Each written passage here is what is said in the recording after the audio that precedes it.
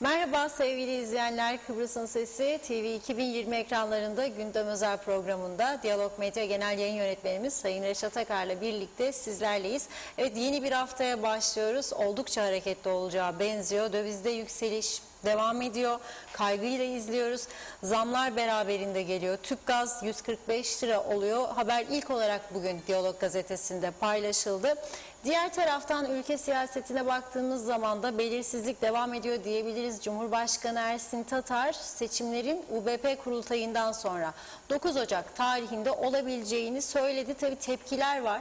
Bir yandan da ayrıca Cumhurbaşkanı Ersin Tatar'ın ziyaretlerine muhalefetten tepkiler geliyor. Sırada da Gaziantep gezisi olduğunu biliyoruz. Ve bu arada uzun bir aradan sonra meclis toplandı. Sonunda nisap sağlandı. Konuşmalar yapılıyor. Detaylarını aktaracağız. Diğer taraftan da tabii gözler Gazi Mausa'daki mahkemede, orada da skandal video ile ilgili dava devam ediyor. 5 kişinin tutuklu olduğunu biliyoruz. Yine bu konuyla ilgili de gelişmeleri sizlerle paylaşacağız. Her zaman olduğu gibi hepsi ve daha fazlasıyla programımıza başlıyoruz. Sizlerin de yorumlarını ve sorularını bekliyoruz diyerek sözü Sayın Reşat Akar'a bırakıyorum. Merhaba, evet, Reşat Bey. Merhabalar Funda Hanım. Herkese hayırlı günler dileyerek başlayalım. Hayırlı haftalar olsun inşallah. Tabii bir taraftan programa gittik ama bir taraftan da yazışmalar devam ediyor. Önemli gelişmeler var. Bu önemli gelişmeleri tabii ki biz de vatandaşlarımızla, izleyicilerimizle paylaşmak istiyoruz. En önemli gelişme nedir diye sorulacak olursa tabii en önemli gelişme memleketin her şeyini ama olumsuz yönde etkileyen UBP kurultayı. Bu artık yani tartışma kaldırmaz bir gerçek. Her şeyini bu ülkenin olumsuz yönde etkileyen UBP kurultayı. Bugün oldu.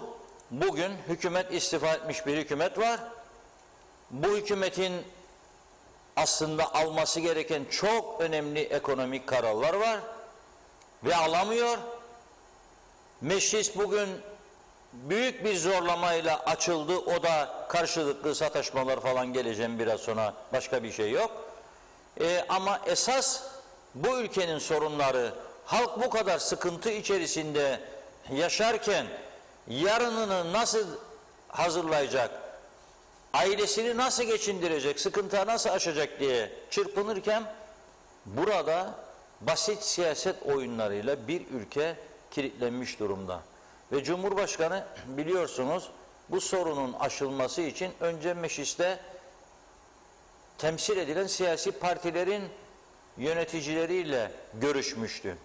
Sonra 3-5 gün yurt dışı çıktı. Bir gün diye gidildi Ankara, Ankara'dan İstanbul, İstanbul'dan Hatay falan filan.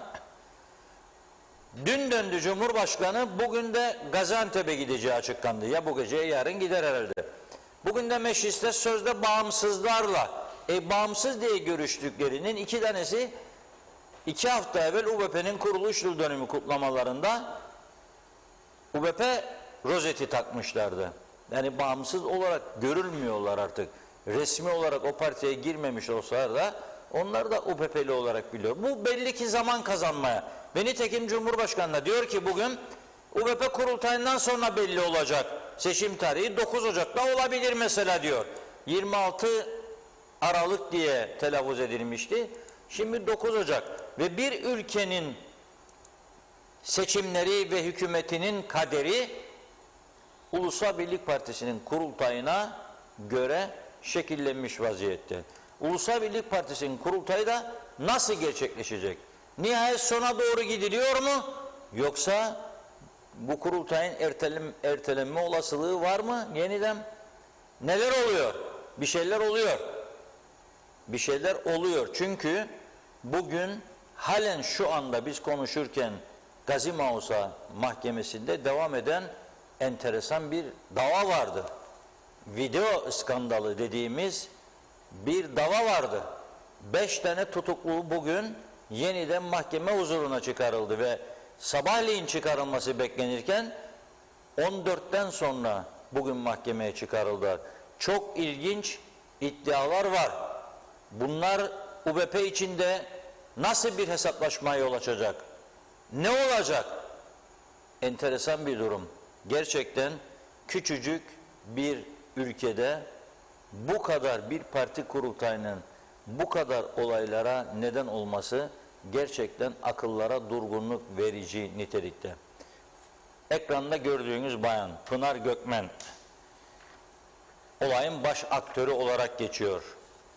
Şimdi Başbakan Sayın Ersan Saner ile birlikte bir video görüntüsü paylaşılmıştı. Bu video görüntülerinden paylaşılmasından sonra Başbakan Saner ikinci gün polise şikayette bulunmayı kararlaştırmış ve yapmıştı bu girişimi. Kendisi de bize o gün canlı telefon bağlantısıyla bağlanarak polise şikayette bulunduğunu açıklamıştı. Bir sorumuz vardı Sayın Saner'e. Peki kurultayda adaylık durumu ne olacak? Henüz bir karar vermedim demişti. Yani adaylığını daha önce açıklamış olmakla birlikte bu skandal videonun yayınlanması sonrasında Sayın Ersan Saner kararını bu haftaya bıraktığını söylemişti. Ne oldu? Bugün pazartesi, şu ana kadar karar verdiğini duymadık. Bazı dedikodular dolaşıyor aday olmayacağı yönünde. Bir de hafta sonunda tabii kontrolsüz bir internet gazeteciliği var ülkemizde. Sayın Ersan Saner'in eşiyle bir celsede yıldırım hızıyla boşandığı yönünde bir iddia yayınlanmıştı. Arkadaşlarımıza dedik ki böyle dedikoduyla olmaz bu işler. Sayın Ersan Saner'i arayınız. Aradılar 1, 2, 3 sonunda Sayın Ersan Saner kendisi döndü. Böyle bir şey gündemde yok dedi. Böyle bir durum yok. Hatta eşim az önce yanımdaydı dedi. Bu konuşmanın ardından cumartesi akşam saatlerinde Başbakan Ersan Saner'in eşi Bahar Saner sosyal medya hesabından bir paylaşım yaparak vatandaşları aydınlatmıştı. Paylaşımın tabii içeriği vardır. Arkadaşlarımız dünkü gazeteyi bulurlarsa ekrana getirebilirler. Bir de fotoğraf eklemişti Bahar Hanım. Eşi Ersan Saner ile birlikte mutlu bir poz, bir mutluluk görüntüsü tablosu o fotoğrafta vardı. Ve boşanma konusunu üzerinde ciddiyetle durmamakla birlikte gündemimizde böyle bir konu yok diyerek kapatmıştı iddiaların önünü. Bizler de dünkü Diyalog Gazetesi'nde bunu birinci sayfamızda yayınladık. Gündemimizde böyle bir şey yok diye bir açıklama yapmıştı. Yani Saner çifti bu skandal video sonrasında boşanmamıştı. Bugün de böyle bir durumun olduğunu sanmıyorum. Çünkü bu fotoğrafı bizzat eşi Bahar Saner paylaşmıştı. Sosyal medya hesabından son derece mutlu bir görüntü var. Peki bugün ne oldu mahkemede? Bizler sizi aydınlatmak için orada sabah erken saatlerden beri bekleyen muhabirimizle devamlı irtibat halindeyiz. Şu ana kadar gelişenler hakkında enteresan bilgiler var değerli izleyiciler. Oldukça enteresan bilgiler var. Mahkemeye yansıdığı için bu bilgileri görmezden gelemeyiz tabii ki. Aktarmak zorundayız. Ulusal Birlik Partisi kurultayında kimin kazanacağı veya nasıl kazanacağı bizi ilgilendiren bir konu değil. O UBP üyelerini ilgilendiren bir konudur. Ve belli ki çok ciddi bir yarış var. Belli ki adaylar birbirlerine zarar verebilmek için ellerinden geleni de yapıyorlar. Enteresan bir durum. Bu Ulusal Birlik Partisi Kuzey Kıbrıs'ın en köklü partilerinden olmakla birlikte ve en fazla süreli hükümette bulunmakla birlikte ve en fazla üyesi olmakla birlikte bu Ulusal Birlik Partisi içerisinde bizim Kıbrıslıların siyaset alanında kullandığı bir ifade var, onu kullanacağım. Gombinaların hiç bitmediği bir parti. Gombinaların. Hele seçim zamanı sandığa gidilmezden önce gruplaşmalar oluyor ve diyor ki mesela Hasan Ahmet'e diyor ki biz birbirimizi destekleyelim ki sen Güzelyurt'tan beni, ben Mausa'dan seni, ya Girne'den falan filan, ötekini dışta bırakalım. Ve bir anda bir gün 2 gün öncesine kadar her gece meyhanelerde orada burada köy gezilerinde birlikte olan, kucaklaşan bu arkadaşlar seçimlere sayılı saatler kala birbirlerinin kuyusunu kazmakla uğraşıyorlar. Kombina derler buna. Kombinacı bir parti olarak geçiyor adı UBP'nin. Kusura bakmasınlar. Diğer partilerde, belki sağ partilerde de olabilir bunlar da, sol partilerde bu kadar olmaz. Olursa da onlar daha profesyonel yapar, belli etmeden. Belli etmeden. Yani son gece bırakırlar. Son gece birkaç etkili oldukları bölgede rakip gördüklerini dışta bırakmak için bazı parti başkanları bunu yapabilir. Yaptıklarına gördük. Gördük yani, görmesek diyecek ki yok. Gördük. O konumuz değil. Şimdi bu Ulusal Birlik Partisi içerisinde nedir bu kavga? Yani bu kadar önem mi taşıyor bu genel başkanlık? Yani başkan olduktan oldu. İşte birçok başkan değişti Ulusal Birlik Partisi'nin içerisinde. Ne oldu? Başbakanlık, parti genel başkanlığı yapıp seçim kazanamayanlar oldu. Şimdi bugün bu az önce fotoğrafını gördüğümüz başrolde olduğu iddia edilen kadın, Pınar Gökmen'in avukatı, Gazi Mausa Mahkemesi'nde önemli itiraflarda bulunmuş. Bizim oradaki muhabirimiz bana aktardı bunu. Şimdi sıcağı sıcağına, çok taze. Diyor ki, avukat diyor, Pınar Hanım'ın ifadesi, avukatı onun adına konuşuyor.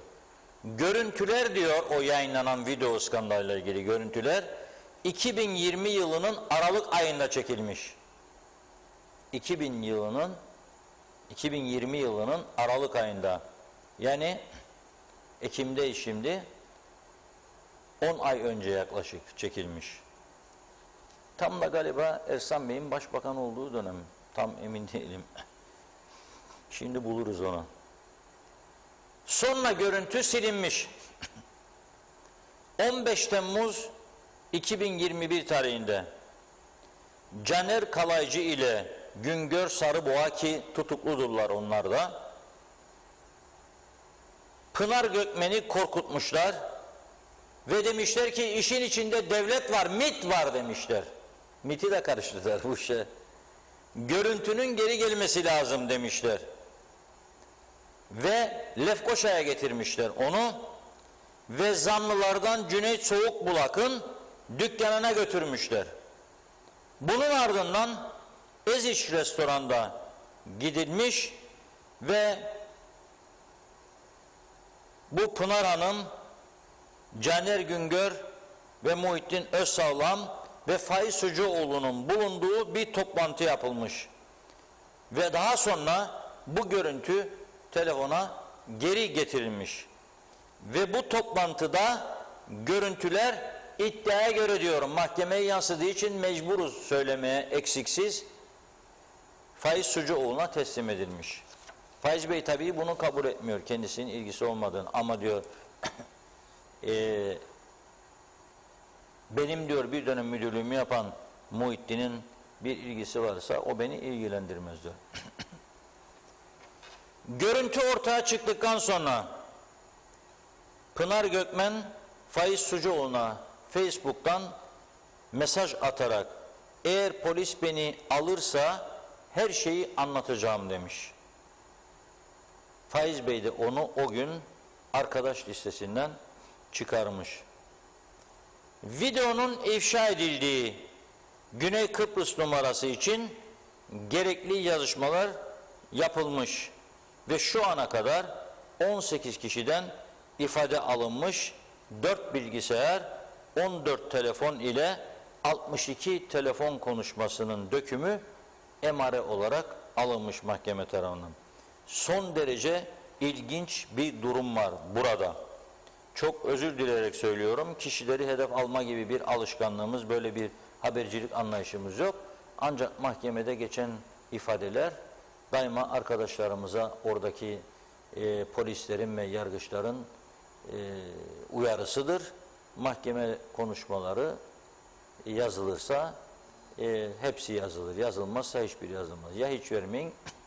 Çünkü davanın gidişatını değiştirir veya olumsuz etkiler veya farklı etkili sonuçlara yol açabilir. O yüzden şimdi merak edilen mahkemenin bugün nasıl kapanacağı. Polis tüm tutuklular için 5 kişi 8'ler gün daha tutukluluk emri talep etti bugün mahkemeden. Avukatlar ise buna itiraz etti, bu tutukluluk süresine. Durumun ne olacağını ilerleyen saatlerde göreceğiz ve sizlere de gerekli bilgileri aktaracağız. Tam detaylar yarın Diyalog Gazetesi'nde. Tam detaylar. Bütün konuşmalar, mahkemede geçen konuşmalar yarın Diyalog Gazetesi'nde. Tekrar ediyorum, Pınar Gökmen'in başrolü yer alan kadının avukatının iddiasına göre görüntüler 2020 yılının Aralık ayında çekilmiş, sonra da silinmiş. 15 Temmuz 2021 tarihinde Caner Kalaycı ile Güngör Sarıboğa Pınar Gökmen'i korkutarak işin içinde devlet var, MİT var demişler. Görüntünün geri gelmesi lazım diyerek Lefkoşa'ya getirtmişler kendisini ve Cüneyt Soğukbulak'ın dükkanına götürmüşler. Ardından Eziç restoranta giderek Pınar Gökmen, Caner Güngör, Muhittin Özsağlam ve Faiz Sucuoğlu'nun bulunduğu bir toplantı yapılmış ve görüntü telefona geri getirilmiş. Bu toplantıdaki görüntüler Faiz Bey'e de teslim edilmiş. Faiz Bey tabii ki bununla ilgili herhalde düşüncelerini, bildiklerini açıklayacaktır. Bir de görüntünün ortaya çıktıktan sonra Pınar Gökmen'in Faiz Sucuoğlu'na Facebook'tan mesaj atarak eğer polis beni alırsa her şeyi anlatacağım demiş. Faiz Sucuoğlu'nda Pınar'ı o gün arkadaş listesinden çıkardığını iddia etmiş avukatı. Bu video Güney Kıbrıs numarası üzerinden dağıtıldı biliyorsunuz. Bunun için de gerekli yazışmalar yapılmış. Herhalde bizim polis Rum polisinden 2 toplumlu teknik komite var. Onun aracılığıyla bilgi istemiş olabilir. Bu netleşmiş değil, bilmiyorum, iddia edemem. Ama şu ana kadar 18 kişiden ifade alınmış. 4 bilgisayar, 14 telefon ve 62 telefon konuşmasının dökümü emare olarak alınmış. Mahkemenin bugün nasıl bir karar vereceğini bu konuda hep birlikte göreceğiz. Tabii bu gelişmeler UBP kurultayını mutlaka şu veya bu şekilde etkileyecektir. Şimdi Faiz Bey yakın çevresine yapılan ondan fazla kamuoyu araştırmasına göre açıklanmadı bunlar ama kendisinin %57'nin üzerinde, hatta 60'ların üzerinde oy kazanacağı ortaya çıkmış bu kamuoyu araştırmaları. Dolayısıyla ben niye Ersan Saner Bey'le, ki onun da 15 civarlarında çıkmış kamuoyu araştırması, niye ben Ersan Bey'le uğraşayım şeklinde savunma yaptığını da duyuyoruz etrafına. Evet, gerçekten onun 60'ların üzerinde bir oyu varsa parti içinde yapılan kamuoyu araştırmanda, Ersan Bey'in de %15 civarında niye ona zarar verici bu komploların içine girsin? Bu enteresan bir durum var. Eski özel kalem müdürüydü biliyorsunuz, Faiz Sucuoğlu Bey'in tutuklananlardan birisi ve onun nasıl bu işe karıştığı da bir Muhittin Özsağlam bir tartışma konusu. Çünkü Faiz Bey'in özel kalem müdürü. Tabii Faiz Bey'in özel kalem müdürü olduğu, onunla birlikte yaptığı anlamına da gelmiyor bu işin. Peki burada Başbakan Ersan Saner ne yapacak?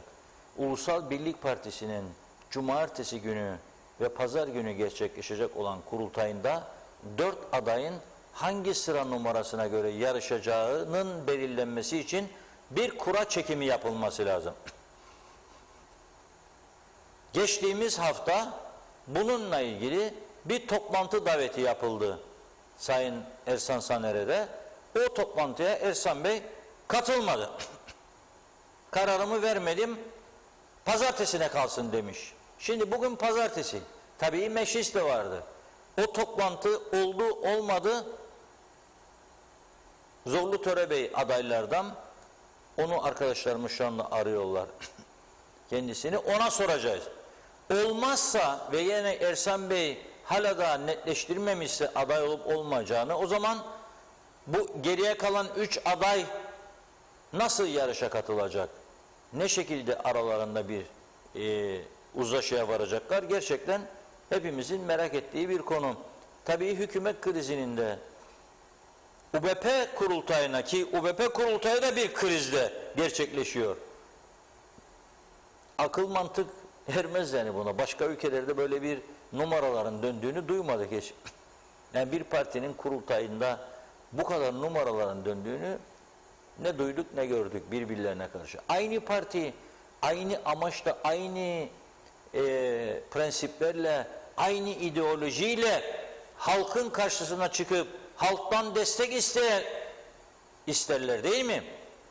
Yani hepsi de adaylar halkın karşısına çıktıklarında parti politikasını öne çıkarırlar. O zaman ne olur da kendi aranızda böyle bir takım numaralar döner? Enteresan bir durum. Bilemiyoruz. Hazır mı Zorlu Bey? Evet, Zorlu Bey hattımızda. Merhaba, hoş geldiniz yayınımıza. Merhaba Funda Hanım. Merhabalar Zorlu Bey. Merhaba Reşat Bey. Kadar galiba 2 kişiye mi düşüyorsunuz? 3 kişi mi oluyorsunuz? Ne oluyor? Şimdi bugün kura çekimi oldu mu partinizde? Hayır, kura çekimi yarın saat 12'de olacağını söylediler bize. Çünkü bugün Cumhuriyet Meclisi var. Bir de tabii ki Sayın Genel Başkanımız Hamza Ersan Saner'in kararını bekliyorduk tabii ki. Ama Genel Sekreter yarın saat 12'yi işaret etti bize. Biz de hayırlısı olsun. Yarın 12'de kura çekilecek. Ersan Bey katılacak mı bu kura çekimine? Bilemiyorum ben, yani şu anda net bir bilgim yoktur. Yani basını da takip edemedim. Meclisteyim. Tabii sosyal medyayı da takip ediyoruz. Ama Sayın Hamza Ersan Saner'le bu konuyu bizim görüşmemiz ve kendisine bu konuyla ilgili soru sormamız doğru değildir. Onun için onun kendi şeyine konuyu bırakıyoruz. Yani kendi kararını kendi verecek. Peki Cumhurbaşkanı bugün 9 Ocak tarihini işaret etti. Net bir duruş yok ama yani 9 Ocak'ta mesela olabilir dedi. Ve UBP kurultayının bitmesine bağladı seçim tarihini. Buna ne dersiniz? Yani Cumhuriyet Meclisi karar verecek. 9 Ocak'ta mı seçim olacak yoksa 9 Ocak'tan sonra mı olur? Çünkü öğrendiğim kadarıyla Yüksek Seçim Kurulu 26 Aralık'a yetişmez, biz hazırlanamayız demiş. Bu defa da 9 Ocak tarihi telaffuz edildi ama Cumhuriyet Meclisi'nde bu 9 Ocak tarihi onaylanır mı, onaylanmaz mı? Veya 9 Ocak diye bir tarih gündeme getirilir mi? Meclisin genel kuruluna getirilir mi? Şu anda tabii gruplarda böyle bir konu görüşülmedi. Bizim partimizde de böyle bir tarih görüşülmedi. Sayın Cumhurbaşkanı'nın olabilir sözü var sadece. Peki az önce okuduklarımı duydunuz mu bugün mahkemede? Hayır, duymadım. Tekrarlarsanız iyi olur çünkü Meclis Genel Kurulu'nu takip ediyordum. Ama size şimdi az önce diye yeni çıktım yukarı. Az önce okudum bugün mahkemede geçen konuşmalar. Bu skandal video paylaşımında başrolde görünen kadın Pınar Gökmen'in avukatı Gazi Mausa Mahkemesi'nde bugün bu görüntülerin Aralık 2020'de çekildiğini, sonra görüntünün silindiğini söylemiş. 15 Temmuz 2021 tarihinde Caner Kalaycı ile Güngör Sarıboğa bu Pınar Hanım'ı korkutarak işin içinde devlet var, MİT var demişler. Görüntünün geri gelmesi lazım diyerek Lefkoşa'ya çağırmışlar. Sonra Lefkoşa'ya geldiğinde Cüneyt Soğukbulak'ın dükkanına götürülmüş. Ardından Eziş restoranta gidiliyor ve Pınar Gökmen burada Caner Güngör, Muhittin Özsağlam ve Faiz Sucuoğlu'nun bulunduğu bir toplantı yapıldı diyor. Ve görüntü telefona geri getirildi diyor.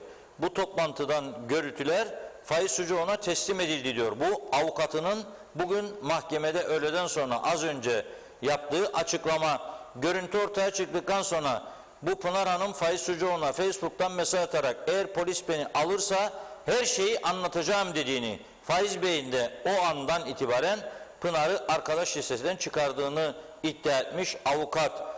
Videonun ifşa edildiği Güney Kıbrıs numarası içinde gerekli yazışmalar yapılmış. 8'er gün daha tutukluluk istiyor polis bu insanlarla ilgili.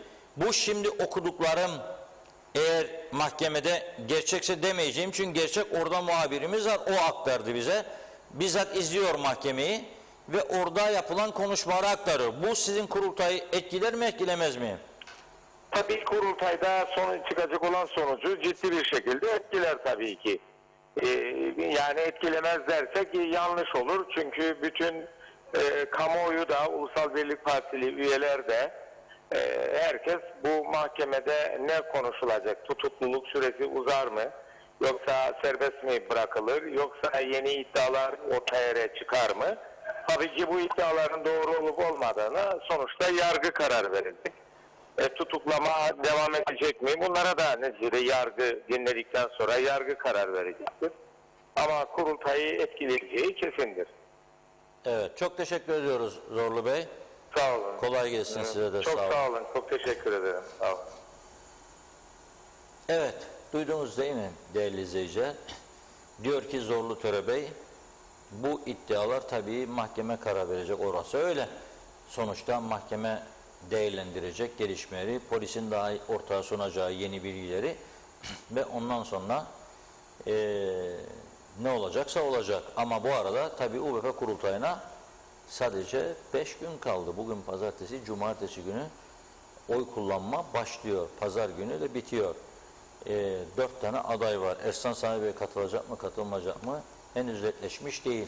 Bizi dinliyorsa şu anda Ersan Bey bağlanabilir, düşüncelerini aktarabilir. Yok, bugünü de bekleyeceğim, yarını. Herhalde mahkeme sonucunu da değerlendirecek bugün. O zaman yarın da açıklayabilir.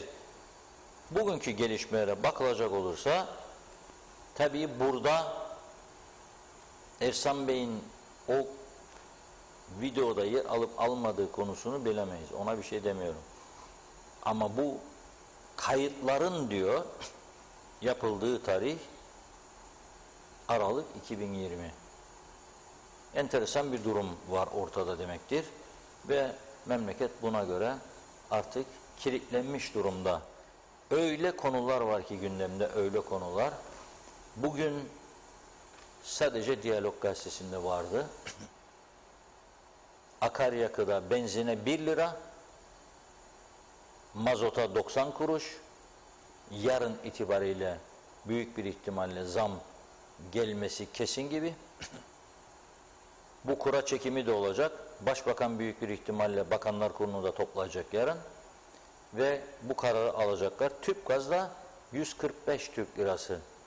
Bunun altında vermeleri mümkün görünmüyor. Çünkü döviz de yükseliyor. Vatandaş ezilecek tabii. 145 lira tüpgaz kolay değil dar gelirliler için. Yani ama dövizde de çok ciddi yükseliş var. Döviz de getiriyorlar. Dolayısıyla bundan kaçamayacaklarını düşünüyorlar. Yine de diyorlar bu bilgi veren çevreler Güney Kıbrıs'ın altındadır bu rakamlar diyorlar. Az bir miktar Güney Kıbrıs'ın altında az bir miktar. Bugünkü kurullara göre ama yarın ne olacak bilemeyiz. Bugün tabii Türkiye'de de çok ilginç gelişmeler var. Neler olacak? Biraz sonra Funda Hanım'la başlayalım. Pazartesi günü çok mesaj var ama dinlenmiş geldiği için yorulmaz herhalde Funda Hanım. Cumartesi, pazar 2 gün kocaman tatil, bizim gibi çalışma yok. Yani cumartesi, pazar oldu mu Funda Hanım dinleniyor. Maşallah diyelim, nazar değmesin. Maşallah diyorum. Hızlıca başlıyorum. Çok teşekkür ediyoruz her zamanki gibi ilginize. Manolya Hasan Şahin iyi yayınlar dilemiş. Uğur Erciyaz da, Ali Çeliker de kolay gelsin diyor. Mehmet Uluçaylı Yeni hafta hayırlı yayınlar olsun. Mustafa Deveci, ülke yanıyor, Cumhurbaşkanı geziyor, helal olsun, iyi yayınlar. Saadet Erdemci, halkı zamlarla bitiriyorlar, Cumhurbaşkanının umurunda değil, o da iyi yayınlar dileyerek bitirdi mesajını. Erol Hasan Avustralya'dan yazıyor, iyi yayınlar diledi bize, çok teşekkür ediyoruz. Hüseyin Mulla Emin, yalancının mumu yatsıya kadardır derlerdi ya, artık Powerbank 30.000 kullanıyorlar, bir ay sürüyor, yatsıya da kalmasın. Belgin Rıfat, iyi yayınlar Reşat Bey, Funda Hanım, kaç gündür yazmıyorum, kırıcı, üzücü ya da çirkin olaylarda yanlış bir yorum yapmamak için sustum demiş. Kemal Osman Ceyhanlı, güzel yayınlar dilerim, memleket yangın yerine döndü, kimin umrunda, halk aç mı, yaşayabiliyor mu, Allah yardımcımız olsun. Zehra Sencer de Karpaz'dan sevgi ve saygıyla iyi ki varsınız diyor, çok teşekkür ediyoruz. Belgin Rıfat, ülke bir video olayına takılıp kaldı, anlamadığım nokta, konu olan şahıs madalya mı bekliyor, neden yapılması gereken hareketi yapıp politikadan çekiliyorum demedi diyor, zor mu bu demiş. Ayhan Demirtaş, Turan Tarzan, onlar da iyi yayınlar diledi. Belgin Hanım çok şanslı biri, eşi onu affetmiş ya da en azından affetmeye çalışıyor ama bu kadar ayyuka çıkmış bir olay karşısında politik hayatını sonlandırması gerekir diyor. Zeki Özgür Kanlılar, celladına aşık olmuşsa bir millet, ister ezan ister çan dinlet, itiraz etmiyorsa bu millet müstahaktır her türlü zillet dedi. Cengiz Korkmazan, siyasilere güven hiç kalmadı, rezillik diz boyu, Emir Ali tatlı değil. Zamdan önce net asgari ücretle 39 tüp gaz alınırken 145 lira olursa bu rakam 29'a düşecek. Bunlar da hala birbirlerini yiyorlar. İspanyol dizilerini geçtiler Reşat Bey.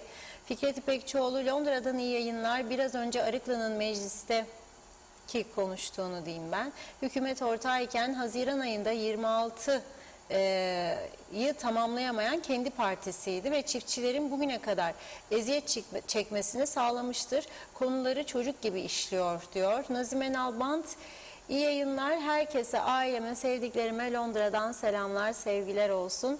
Bugün yeni haftamız hepimize hayırlı olmasına duacıyım. Bu kadar zorluklar içinde bir türlü hiçbir adım ve ilerleme olmadı. Herkes kendini mi düşünüyor?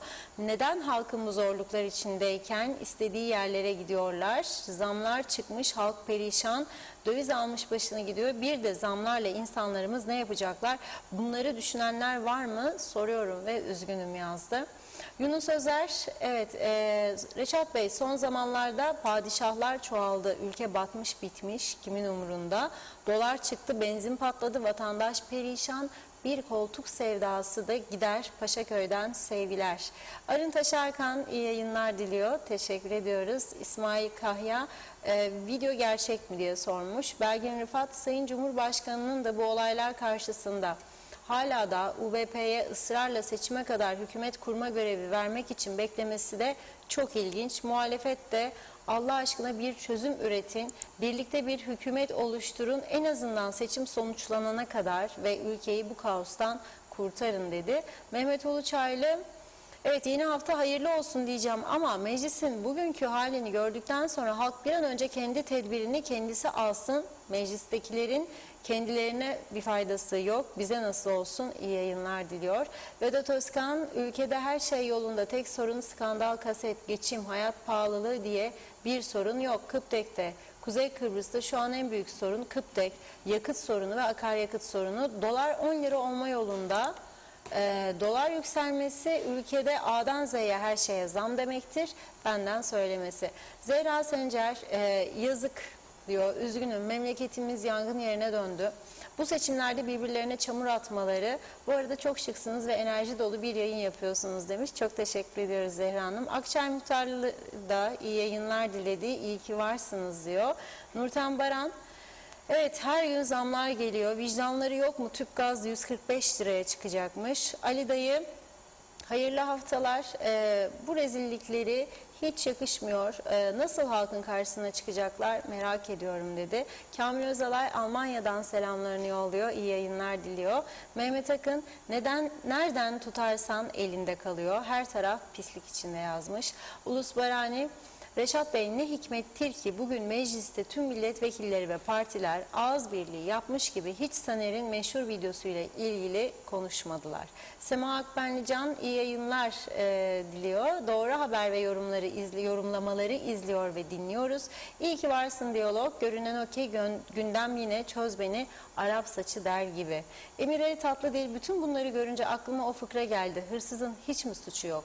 Mağdur edebiyatı da yanlış bence.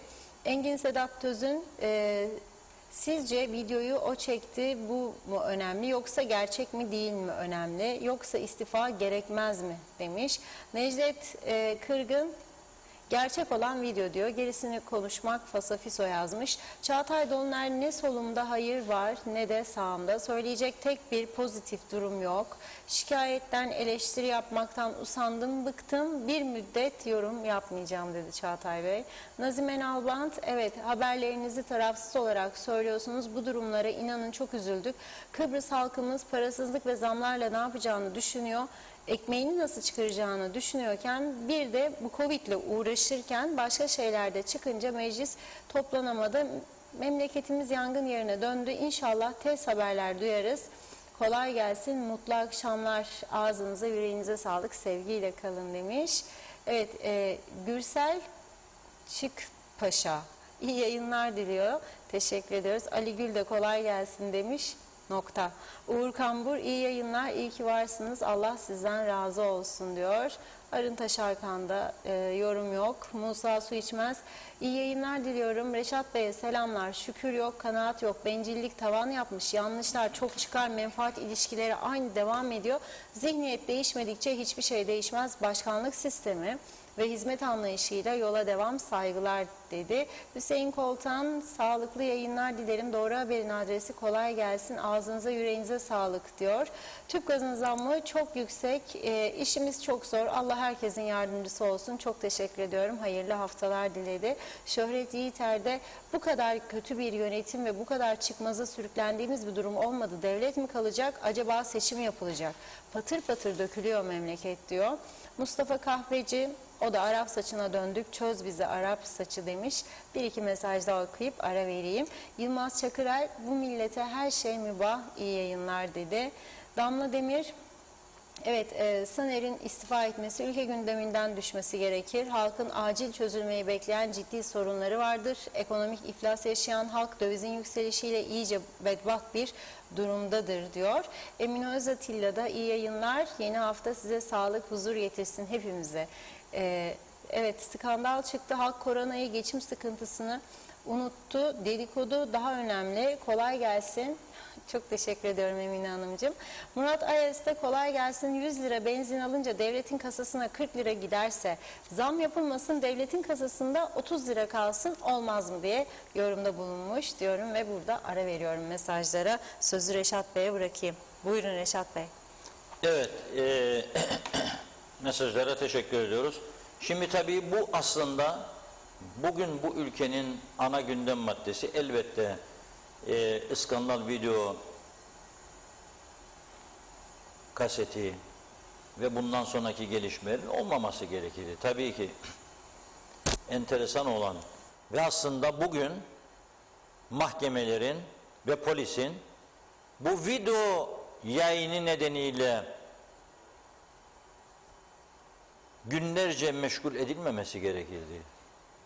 Polisin ve mahkemelerin önünde çok sayıda yapacak iş var. Bir defa bu ülkenin adı gittikçe kirleniyor. Bunu nasıl temizleriz?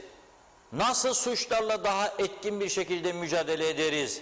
Buna bakması lazım polisin ve mahkemelerin. Ama biz başka şeylerle uğraşıyoruz. Ve ben dün akşam saat 23'te Tele1'de bir program vardı, Mustafa Balbay'ın, ona davet ettiler beni, katıldım. Orada Dışişleri eski bakanlarından Sayın Şükrü Sina Gürel vardı, Ankara Baro Başkanı vardı, Nur Batur gazeteci, deneyimli, Kıbrıs konusunu da çok iyi bilen bir meslektaşımız. Orada da bana yöneltilen sorular arasında Kuzey Kıbrıs'ın kirli işler, işte kara para, yeraltı falan, bunlar sordu. Orada da söyledim. Ben üzülüyorum bunları duyduğum zaman dedim. Benim ülkemin bu şekilde anılması beni üzüyor. Bu ülkede güzel şeyler de oldu son 15 yıl içerisinde ama bu olanlar beni üzüyor dedim. Ve bu arada konu mahkemelerin bağımsızlığına, tarafsız olup olmadığına geldiğinde dedim ki sizden şanslıyız. Bizim mahkemelerimiz Türkiye'deki mahkemelerden daha bağımsızdır dedim. Ve bunda iddialıyım. Ve Kıbrıs Türk halkının en güvendiği kurumlar, 3 kurumdan biri mahkemelerdir, yargıdır. Ordu, yargı ve polis. Polis ne durumdadır? Polisin içinde her zaman son zamanlarda kullandığım ifade, arada bazı çürük elmalar çıksa da polisimiz de Türkiye'den daha iyidir. Bu bir gerçek. Bunun üstüne titremek lazım. Herkes bunun korunmasına özen göstermesi lazım herkesin. Ama bu arada bazı yanlışlar da varsa ülkedeki son gelişmelere paralel olarak onları da düzeltmek lazım. Onlarla ilgili önlem de almak lazım. O konularda da hem polisimizin hem yargının gerekli önlemleri alacağına inanıyorum. Bugün esas olan bu ülkede 35-40 bin dava dosyası var. Bunların çoğunluğu borçlu insanların, borç alıp ödeyemeyen insanların davasıdır. Alacak verecek davalarıdır. Neden ödeyemedi bu insanlar? Bir kısım insan istismar etmiş olabilir. Aldığı krediyi vermiyor, etmiyor. Özellikle kalkınmadan falan. Ama ezici bir çoğunluk bu ülke ekonomisinin çökmesinden dolayı ödeyemiyor. Mazbata mağdur oldu insanlar. Çünkü bu ülke ekonomisinde bir istikrar yok. Bu ülke ekonomisini doğru dürüst yönetme diye bir siyasi irade oluşmadı ki bu ülkede. 40 yıldır biz burada sadece sağ ve sol kavgasıyla geçirdik. Sağ zaman zaman liberal ekonomiden, özelleştirmeden söz etti. Yapamadı onu da, sol özelleştirmeye tamamen karşı çıktı. İki tarafında önümüze sunduğu alternatif bir ekonomik yapı bir plan olmadı. Biri dedi ben daha dürüst yönetirim. Daha dürüst yönetirsin de başarı oranın nedir? Neyi başaracağız? Başardığımız bir şey yok. Her şey geriye gidiyor. Nasıl çıkacağız bu işin içinden? Daha temiz bir sayfa açmak lazım bu ülkede. Kolay mı açılsın? Kolay mı? Hemen bak nasıl giderler üzerine. Bir takım meseleler döndürürler bir anda. Olay başka yerlere aksettirir. MİT'ten bahsederlermiş. Ne ilgisi var? Ve buranın esas sorunu ülkenin temizlenmesidir. Eğitim dibe vurdu. Başarılı gençler yetiştiremiyoruz. Lisan bilgisi yok denecek kadar azaldı. Kültür çok bozuldu. Kırmızı ışıkta geçen bir gence ışık yakın veya korna çalın neden geçti diye size el kol hareketi yapar, hakaret eder ama üniversite mezunudur. Veya okuyordur. Senin bu ülke kontrolden çıkmış durumdadır be arkadaş. Uyuşturucu, her gün ölümlü kazalar başladı. Dün vardı bir tane, bugün haberini verdik. Şimdi bugün başka bir ölümlü kaza haberi geldi. Hadi çıkın gece görün bakalım yollarda nasıl araba kullanılıyor. Kafalar yerinde değil çünkü. Hangi maddeyi alıp da direksiyon başa oturduğunu bilemiyoruz. Polis bunları kontrol edemiyor ama ben polisi neyle meşgul ediyorum?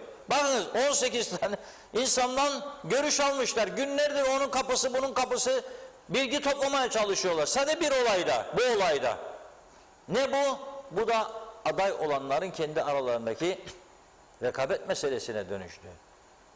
Eğer siyaset benim ülkemin siyaseti birbirine karşı belden aşağı vuruşlarla yarışıyorsa bu ülke nereye gidecek?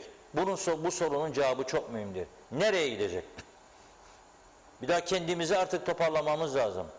Halk da çok ciddi bir şekilde, tabii bu arada temelsiz haberleri de yayınlıyor sosyal medyada. Hemen biri görüyor, doğru olduğunu araştırmadan, bilmeden, öğrenmeden altına yorum yapıyor. O onun altına birbirlerini gidiyor ve bunalım başlıyor. Bunlardan uzak duralım. Teyit edilmemiş bilgileri lütfen kullanmayalım, paylaşmayalım. Teyit edilmemiş bilgilere göre yorum yapmayalım, insanları kırmayalım, insanlara saldırmayalım. Ama görünüz ki bu olay memleketi kilitlemiş durumda. Ve burada geriye gidelim. 1-1,5 ay önce sırf kurultay var diye durup durduğu yerde bütün dünyada petrol fiyatları artarken ve herkes bunu tartışırken 20 kuruş indirdiler burada, petrol fiyatları düştü de dediler bize. Halbuki öyle bir şey yoktu. Tam tersi yükselirdi. Dünyayı takip etmiyoruz. Dünyadan haberimiz yok. Şimdi de bize arkasından döndüler. Geçen hafta dediler ki yok dünyada arttı, biz de artıracağız. 2 hafta evvel 49 kuruş. Şimdi 1 lira benzin 90 kuruş mazota zam yapmak zorundayız. O da dün içindi. Biz bu bilgileri aldık. Bugün ne olacak? Şimdi şu anda bütün Türkiye halkı gibi kopmaz bağımız var değil mi? Ben onu da söyledim dün akşam Tele1'deki programda. Siz dedim orada hapşurduğumuz zaman biz burada şiddetli gribe yakalanıyoruz. Hatta daha ağırı. Onun için sende dolar yükseldiği zaman ben burada daha fazla acı çekerim. Çünkü benim burada her şeyim dövize endekslenmiş. Dolar değildir belki ama sterlin 1, euro 2. Araba alıyorsun euro. Konut satın alıyorsun sterlin. Kiralıyorsun gene sterlin. Borç alıyorsun gene sterlin. Çarşıda fiyatlar marketlerde her gün değişiyor. Yahut sesleniyorum bazı insafsızlara, artık bu kelimeyi kullanmak zorunda kalıyorum. Bir insan son 3 ayın içerisinde döviz %100 artmadı ki. %20, 15, 11, 12 böyle artışlar var. Nasıl olur sen 3 ay önce verdiğin fiyatın 2 katının da üstüne koyuyorsun fiyatları? Nasıl olur? Efendim diyor kendimi belki öyle savunacak. Kendimi garantiye alıyorum. Olmaz öyle garantiye alma. Bugün satıyorsun hemen yarın getirebilirsin. Yok da 70 liraya sattığını bana şimdi 147 liraya satıyorsun. 2 katında üzerinde. 70 lira 147 lira. Nasıl çıkacak bu gariban vatandaş bunun içerisinden? Nasıl evine ekmek götürecek? Nasıl geçimini sağlayacak? Biraz insaf ya. Bu insanlar bizim insanımızdır. Evet kazanacak. Herkes kazanmak ister. Ama namuslu kazanalım. Kontrollü kazanalım. Her şeyin bir yolu var. Bir sonu var. Bu şekilde olmaması lazım. Ve tabii şimdi ne oldu? Gözümüz kulağımız nerede? Gözümüz kulağımız nerededir? Türkiye'de. Cumhurbaşkanı Sayın Erdoğan Osman Kavala ile ilgili ortak açıklama yapan 10 ülke büyükelçisinin Türkiye'de istenmeyen adam ilan edilmesi yönünde Dışişleri Bakanı'na talimat verdiğini açıkladıktan sonra döviz tekrar şahlanışa geçti. Non grata person bunlar diyor. Neden? İç işlerimize karışıyorlar. Şimdi o olayın Türkiye'de tabii çok ciddi ekonomik boyutlarının olacağını tartışıyorlar. Çok ciddi. Dolayısıyla ben de aynı görüşteyim. Ne olacak acaba diye merak ediliyor. Şimdi bugün saat 14 raddelerinde Cumhurbaşkanı Erdoğan MHP Genel Başkanı Devlet Bahçeli ile görüştü. O görüşmenin ardından Bakanlar Kurulu toplantısı var.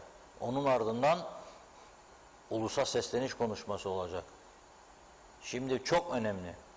Eğer bu kararını sürdürürse Sayın Erdoğan, ki sabahleyin dövizde 1.60'lara varan yükseliş vardı, biz programa gireceğimizde 0.20'lere kadar düştü o yükseliş miktarı.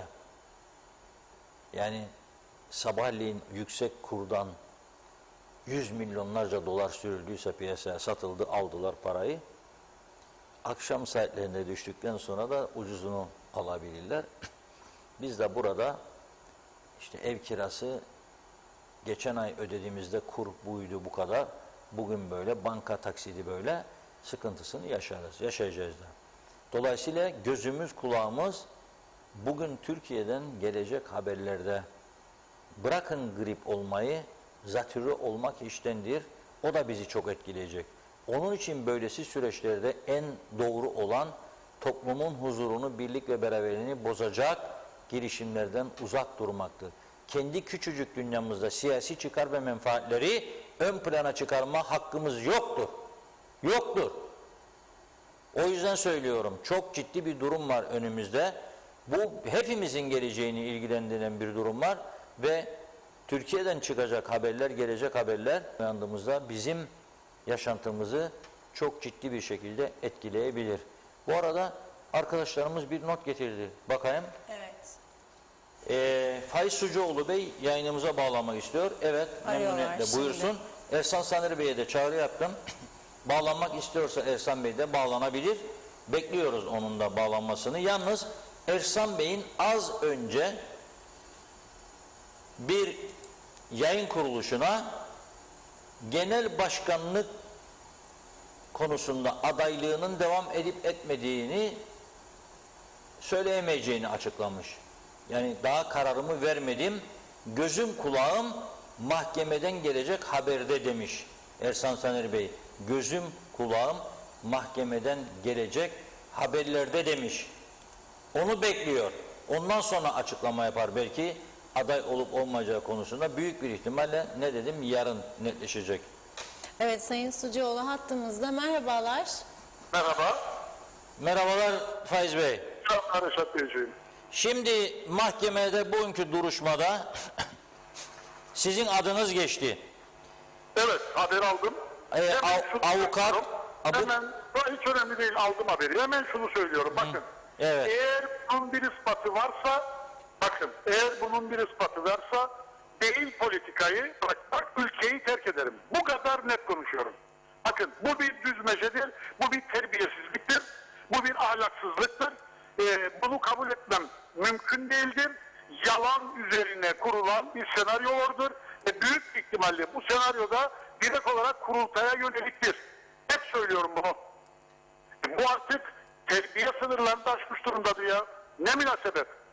Ne münasebet, ben efendim bilmem kimin kadının, efendim ben bilmem kasetini mi almışım, bilmem nesini mi almışım. Ne münasebet. Benim böyle bir şeye ihtiyacım mı var? Benim size bugün anlattım. Olayı anlattım ben size. Ne olduğunu da anlattım. Geldim bugün konu açıldı. Evet. Neyin ne olduğunu da çok detaylı anlattım. Böyle Doğru. bir şey mümkün değildir. Bakın net söylüyorum. Ispatlansın, dediğim gibi ülkeyi terk ederim. Bu kadar net konuşuyorum. Evet, çok, Yani çamur at, izi kalsın. Efendim at dedikoduyu ortaya. İşte ne kadar tutarsa. Yok böyle bir şey. Böyle yağma yok. peki bu iddiayı ortaya atan avukat var ve avukatı yönlendiren kadın var. Bunlarla ilgili siz bir suç duyurusu yapacak mısınız bu? Yapacağım tabii. Bir gün gelsin tabii hepsine. Tazminat davası da açacağım. Böyle şey olabilir mi ya? Böyle terbiyesizlik olabilir mi? Çünkü sizin Yani Allah aşkına. yer ismi veriyorlar. Siz onlarla birlikte Lefkoşa'da Eziş Restorant'a gittiğinizi iddia, yani yer adı bile veriyorlar. Ben size anlattım. Anlatmadım mı ben size? Evet. Bugün tamam odur. Evet.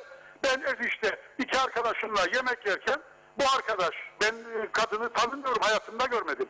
Bir grup 4 kişi yanılmıyorsam veya 3 kişi beni aradı. Çocuğun ismi Caner Bey.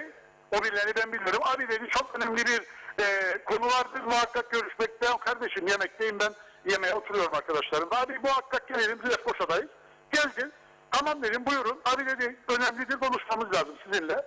Peki dedim. İkinci kata çıktım kalabalık. Yani herkesin içinde öyle bir saklı yer de değil. Bir baktım tanımadığım bu kişi artı 2 kişi de yanlarında. Açıldı işte efendim daha önce bir birlikteli olmuş bir politikacıyla kendisine söz vermiş iş bulacak.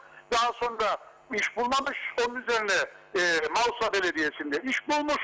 Efendim işte 1500 mü 1300 Türk lirası maaş vermişler kendisine ve kendisi isyanda ben bunun bedelini ödettireceğim. Ben bunu kardeşim dedim ne istedim. Ben dedi işte bedelini ödettireceğim. Bende şey vardır. Nedir? Görüntü vardır, sözü budur. Dedim ki bak kardeşim 4 ay önceki bir olaydır bu.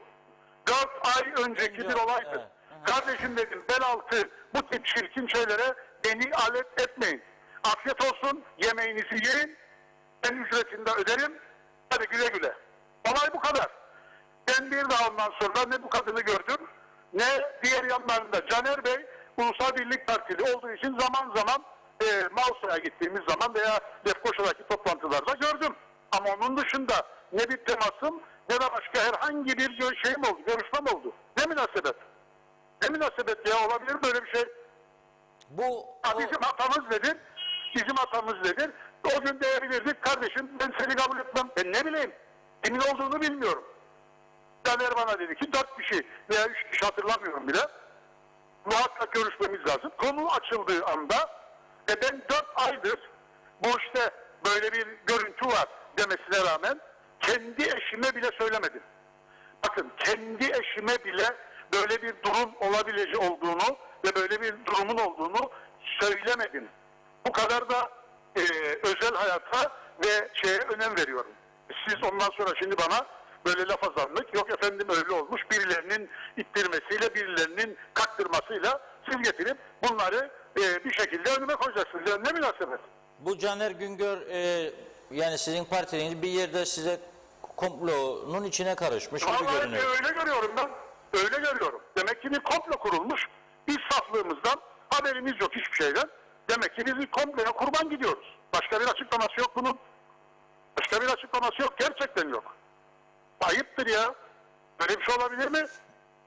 Ben bu kadar yıldır bu ülkede tek geçmişime dönük tek bir şeyim yok. Hesap veremeyeceğim bir nokta yok. Siz böyle bu kadar basit bir şekilde, tam da ilginçtir, kurultay öncesi dikkatinizi çekerim. Evet. 5 gün sonra kurultay vardır ve kurultay öncesi siz bunları ortaya çıkarıyorsunuz. Faiz Bey'i karalayalım.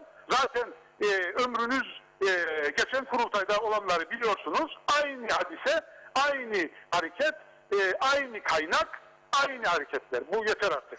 Yazıktır. Partiye de yazıktır ama en önemlisi bizlere de yazıktır. Siz Tekrar söylüyorum, bakın. Tekrar söylüyorum, altını çiziyorum. Eğer böyle bir ispat varsa, benim bu kaseti alıp yayıldığıma dair veya buna benzer, tekrar ediyorum, ülkeyi terk ederim. Bakın, daha şey yok bunun ya. Bakın, politikayı adaylı. Ülkeyi terk ederim. Zaten bu video size iddia edildiği gibi verilmişse bir yerde çıkacak ortaya, değil mi size? Nasıl verilmiş? Aynen öyle. Cep telefonunuza aktarmış olabilirler belki yani. O zaman da çıkar bu zaten ortaya. Yoktur ya. Yani benim cep telefonum sen biliyorsun. Küçük telefondur benim cep telefonum. Başka bir telefonum yok ki benim. Siz cep telefonu kullanmazsınız. Siz WhatsApp falan kullanmazsınız. Peki bu kadın sizin Facebook'tan arkadaşınız. Siz Facebook kullanır mısınız? Ya Facebook'ta bana o olaydan bir ay sonra herhalde bir şey attı, bir arkadaşlık attı. Biz de gördük işte bütün arkadaşlık şeyleri, kabul ettik arkadaşlığı. Daha sonra eşim fark etti. Kendi eşim fark etti. Ya Faiz dedi, kim bu kadınla şey? Dedim bilmem. Bak gayet saf konuşuyorum. Ya dedi, olur mu böyle bir şey? Bu işte şöyledir böyledir. Ve arkadaşlıktan attık kendine, tekrar sonlandırdık. Yani bir defada bir cümle yazdı. Faiz Bey nasılsınız? Ben de iyiyim yazdım. O kadar. Yani gayet açık ve net söylüyorum.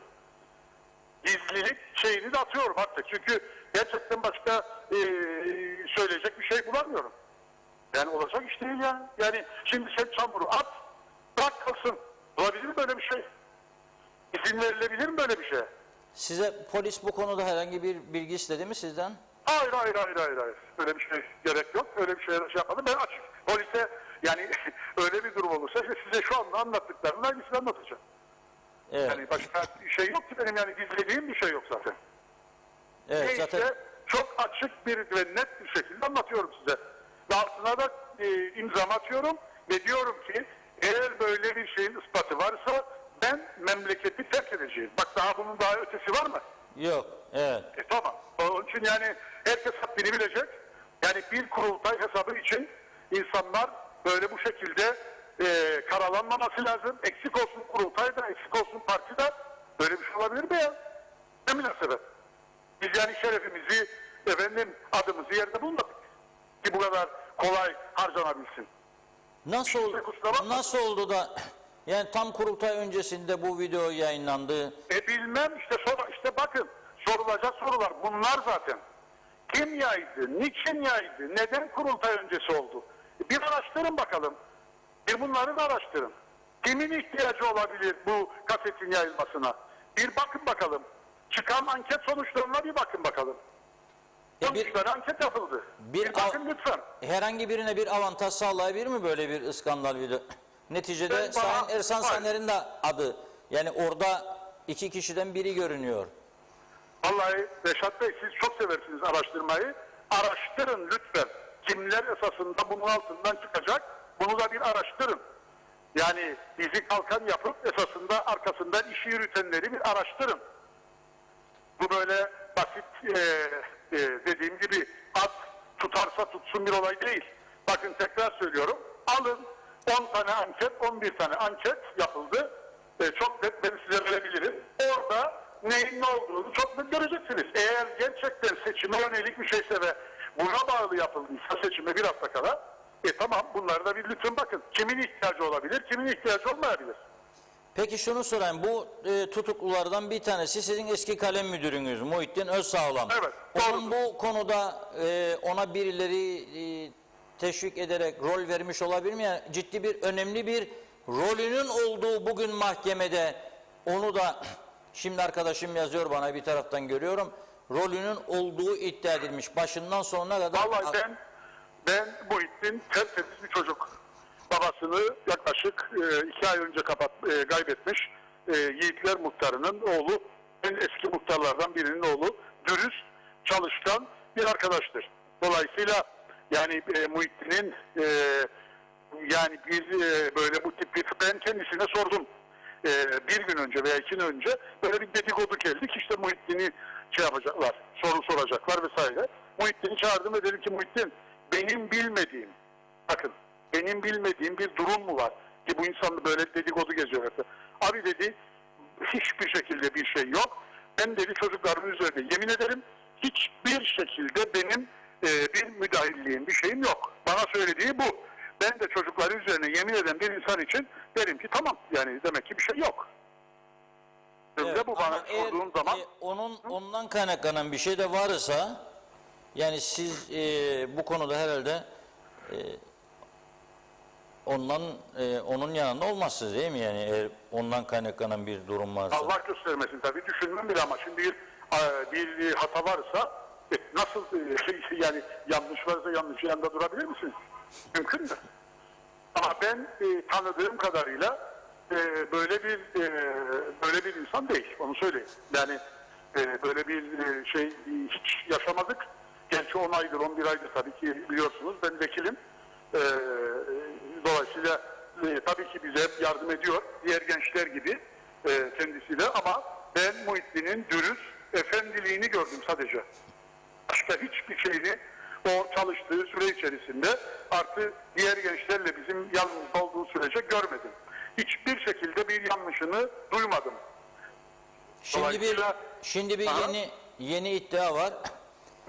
Mahkemeden geliyor yani bu bilgi. Evet. Bu avukat arkadaş demiş ki size bu videonun görüntüleri USB'de verilmiş demiş. USB dediğiniz? İşte kaydediyorsunuz şu küçük kayıt cihazı. Yok. Bana bak, tekrar söylüyorum. Bana ne bir şey verildi, ben de ne bir şey verildi. Ya yok. Yani zorla yok. Yok öyle bir şey. Varsa bir ispatı, dediğim gibi tekrar söylüyorum. Yani ona bakarsanız ben de size 2 altın külçe verdim. Bu kadar basittir, yalan söylemek. Evet. Yani şimdi siz kızı doldurursunuz. Dersiniz ki bunları söyleyeceğim. Çünkü kurultay var. Biz faiz ve favori %60'larda gidiyor. Biz bu adamı nasıl aşağıya çekebiliriz? Bunu söyleyeceksin. Çünkü bu kız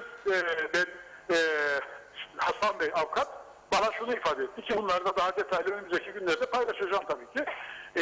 İki gün, yani önce bir tutuklandı gibi, ondan sonra 2 gün serbest takıldı. Tekrar bu 2 günde ne oldu? Bu 2 günde bu kıza veya bu kadına kim ne dedi, kim ne vaat etti, kim ne söyledi? Bunların araştırılması lazım. Çünkü bu olay belli ki farklı yönlere gidiyor. Yani 2 gün bu kadın dışarıda kaldı. 2 gün bu kadın kiminle görüştü? Kim ne dedi, kim ne vaat etti, kim ne verdi? Bilen var mı? Doğru. Yani, şimdi şunu sorayım. Bunun hesabında ne kadar para olduğunu bilen var mı? Evet. Şimdi bu mahkeme karar için 6'ya 18, saat 18. Yani biz programımızı daha kapatmamış olacağız. Evet. Yetişirse onu da açıklayacağız buradan. Saat 6'da karar açıklayacağını söylemiş yargıç. Onu da bekliyor olacağız. Ama bugünkü bu gelişme size aktardıklarım. Çünkü size söylediklerim ve konuştuklarımız bugün mahkemeye yansıyanlar, bizim muhabirimiz de orada yazıyor.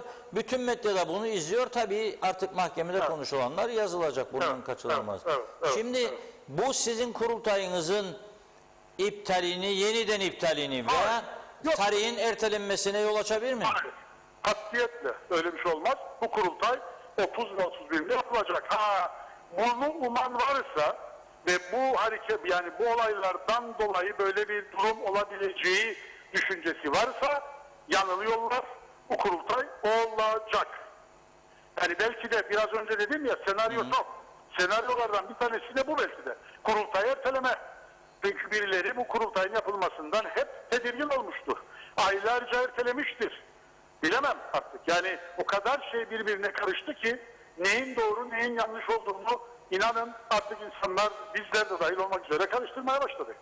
Ama ben şunu çok net olarak söylüyorum. Şeref sözü vererek, kesinlikle böyle bir olay yoktur. Böyle bir USB dediğiniz şimdi USB söz konusu değildir. Verildiyse bilemiyorum ama Doktor Faiz Sucuoğlu'na böyle bir şey verilmemiştir. Doktor Faiz Sucuoğlu hayatı boyunca sadece siyasi yaşantı değil, bel altı hiçbir zaman ne konuşmuştur ne de herhangi bir faaliyette bulunmuştur. Bu olay 4 ay önce olmuştur ve 4 aydır Faiz Sucuoğlu dışında kimse bu olayı bilmiyor. Söylemedi. Faiz Sucuoğlu böyle bir şeyin olduğunu, ne derler, kasetin veya şunun bunun olduğunu kimseye de söylemedi.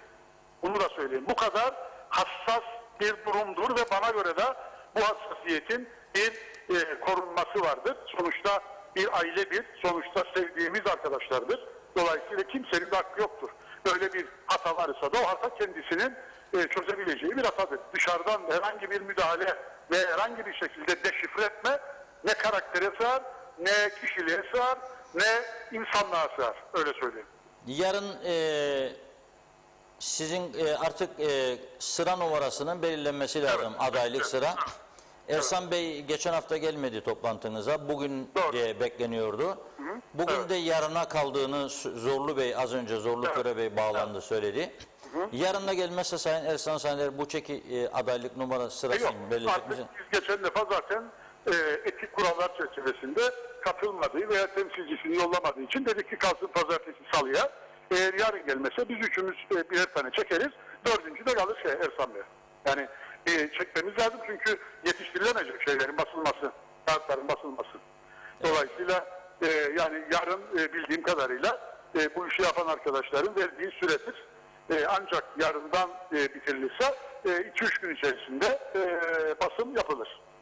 Bu sizin bu gelişmeler karşısında, yani bugün mahkemede ortaya atılan iddialar karşısında, çünkü Ersan Saner Bey de az önce okudum bir yayın kuruluşuna gözüm kulağım, ben şimdi adaylık konusunda bir şey söyleyemem, daha net değildir duruşum. Gözüm kulağım mahkemede dedi, oradan çıkacak sonuçtadır dedi. Demek ki çok ilgi gösteriyor mahkemede söylenecekleri. Bu sizin adınızın bu şekilde geçmesi Ersan Bey bir artı getirir mi adaylığını sürdürürse? Yok, tam tersi. Ben yani biraz önce duyuldu. Bir aylık telefon geliyor ama böyle bir rezalet olamaz, böyle bir terbiyesizlik olamaz şeklinde. Tam tersi, üye haksızlığa uğramış adaya daha çok sahip çıkar. Bakın. Dolayısıyla yani ben bilmiyorum tabii, diğer arkadaşlar adına konuşamam ama ben herhangi bir şekilde bir sıkıntım olmaz ve devam eder giderim. Hatta daha da çalışarak son 4 gün daha da şey yaparak güçlü bir şekilde 30 ve 31'ine hazırlanacağız. Yani bunun herhangi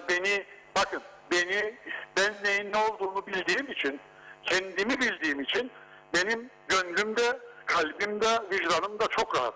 Ama bunu bir şekilde beni tanımayan veyahut da bir şekilde bilmeyenlerin bunu tabii görmesi ve bizimle ilgili farklı düşünmesi üzüyor beni. Yoksa ben rahatım, gecede yattığım zaman uyuyorum. Hiçbir sıkıntım yok çünkü ben kendimi biliyorum. Öyle bir şey yok. Ama ben şunu da öğrenmek istiyorum. Allah aşkına lütfen bu kaseti veya neyse işte bu görüntüleri kim servis yaptı? Esas bunun üzerinde durursunuz. Zaten orada çıkar olay. Kim yaptıysa suçludur. Kim yaptıysa bu işi düzenleyen odur. Ama ne halse o konu iş gündemde değil. Ben anlayamıyorum. Yani bunu yayan adam kimdir? Onu bulmak lazım. Bunu yayan adam kimse veya kadın neyse işte kimse esas demek ki bu şeyi düzenlemeyi yapan kişidir. Sizin aday olmanızı veyahut da UBP Genel Başkanı olmanızı ki ondan sonra Başbakan olma olasılığı çok yüksek istemeyen çevreler mi var acaba? Bilemiyorum Reşat Beyciğim. Yani gerçekten bir şey söylemekte zorluk çekiyorum ama yani bırakın onu beni üzen bu dedikodular. Yani biz alışık değiliz böyle dedikodular. Yani bu şekilde efendim avukatı veya kadın bilmiyorum. Yani şimdi biraz önce bana söylendi. Siz de onun için bağlanmak istedim size. Yani bilemiyorum bu konuda tabii nedir söylenen veya yani bilmem ne desem boş yani herhalde rahatsız olanlar var. Neden bütün oklar bizim üzerimize çevrilmiş? Demek ki rahatsız olanlar var. Bakın evvelki akşam saat 1'e çeyrek kala veya bir yarımdı eve geldim. Arkadaşlar aradı. Bir internet gazetesi manşet atmış. Doktor Faiz Sucuoğlu'nun kardeşi tutuklandı. Evet. Bakın. Ya oyunlara bakın. Arıyorum ben biraz önce konuştum kardeşimle evde. Arıyorum o internet gazetesini. Bana diyor ki yanlışlık oldu. Kaldır diyorum madem yanlışlıktır. Ertesi güne kalıyor. Neymiş? Bazıları görsün. Yani anlatabiliyor muyum oyunları? Evet. Yani göz göre göre yalan yazılar yazılıyor. Yalan söylemler yapılıyor. Ve tutuluyor özellikle orada. Birileri görsün ve etkilensin. Yani bak demek ki böyle. Yani her türlü oyun, her türlü çok özür dilerim pislik maalesef oynanıyor. Yazıklar olsun. Söyleyeceğim bu. Siz o zaman adaylıktan geri çekilme gibi bir pozisyonda değilsiniz. Tam tersi. Milyonda bir ihtimal de olsaydı o da kalkmış durumdadır. Milyonda milyon aday. Ve bu kurultayda göreceksiniz ilk turda bitireceğim. Bakın bunu yazın gene konuşacağız. Peki çok teşekkür ederiz Faiz Bey katıldığınız için. Sağ olun. Ben teşekkür ederim. Evet değerli izleyiciler gördüğünüz değil mi memleketimizin hali bu. Bir iktidar partisinin kurultayı var ve bu kurultayda başkanlık yarışı bakınız nelere mal oldu. 2020 yılının Aralık ayında çekildiği iddia edilen bir kaset şimdi 10 ay sonra servis edildiği bir şekilde burada Başbakan Ersan Saner konu ediliyor. O bir taraftan eleştirilere maruz kalıyor. Diğer taraftan mahkeme aşamasına geldiğinde en güçlü rakibi Faiz Sucuoğlu bir takım iddialarla karşılaşıyor ve durum bu noktaya geliyor. Bir laf söyledi Faiz Bey az önce, eksik olsun böyle başkanlık, siyaset dedi. Hakikaten Kıbrıs gibi küçücük bir ülkede neler oluyor? Bizler de buna şaşıp kalıyoruz. O kadar çok sorunumuz var, o kadar ciddi mesele var ama şaşıp kalıyoruz. Faiz Bey kendisi bizim burada aktardıklarımızdan sonra programa bağlanma ihtiyacı hissetti. Çünkü bugün öğleden sonra 14'ten sonra başlayan duruşmada bu iskandal videoda başrol olduğu belirtilen kadın Pınar Gökmen'in avukatı görüntülerin Aralık 2020'de çekildiğini, sonra silindiğini, daha sonra 15 Temmuz 2021 tarihinde Caner Kalaycı ile Güngör Sarıboğa'nın bu Pınar Hanım'ı korkutarak içinde devlet var, MİT var dediklerini ve görüntünün geri gelmesi lazım diyerek Lefkoşa'ya getirdiklerini, Cüneyt Soğukbulak'ın dükkanına götürüldüğünü, ardından Eziş Restoran'da gidip Pınar Hanım'ın Caner Güngör, Muhittin Özsalan ve Faiz Sucuoğlu'nun bulunduğu bir toplantı yapıldığını ve görüntünün telefona geri getirildiğini, görüntülerin daha sonra Faiz Sucuoğlu'na teslim edildiğini anlattı bugün mahkemede. Böyle bir iddia ortaya koydu. Biz bunu okuduk az önce ve Faiz Bey'in Daha sonra bu kadının Faiz Sucuoğlu'na mesaj atarak polis beni alırsa her şeyi anlatacağım dediğini, Sucuoğlu'nun da kadını o gün arkadaş listeden çıkardığını iddia etmiş. Bunu okuduktan sonra biz Faiz Bey bağlanmak istedi, canlı yayına bağlandı ve kendisi de diyor ki bu diyor tamamen bir düzmecedir diyor. Evet diyor, ben diyor bir yemekteydim, arkadaşlar diyor geldi, bu kadınla geldi, iş konusunu açtı, iş talep ettiğini, söz verildiğini, yapılmadığını, ben bunlara tanık oldum diyor. Bel altı meselelerle ilgilenmem söz konusu değil diyor. Ben orada ne bir görüntü aldım ne de böyle bir olay. Bunu diyor ispat etsinler diyor Sayın Faiz Sucuoğlu. Bırakın adaylığı diyor, ülkeyi terk ederim diyor. Bu kadar iddialı konuşuyor. Ve bu olayların kendisini daha da kamçıladığını, son 4 gün çok daha yoğun bir şekilde çalışacağını ve ilk turda bitireceğini söylüyor. Tabii bu arada kasetin yayınlanması nedeniyle başka iddialar da gündeme gelmişti. Başbakan Saner'in eşiyle yıldırım hızıyla ayrıldıklarını, boşandıklarını iddia etmişti bazı siteler. Tabii dediğim gibi kontrolsüz habercilik çok gelişti ülkede. Böyle bir iddia yayınlanınca bu tabii gündeme düştü. Herkes merak etti. Biz de halk olarak dedikoduyu çok sevdiğimiz için hemen bunun üzerine gitmeye başladık. Bunun üzerine Başbakan Ersan Saner'i arkadaşlarımız aradı.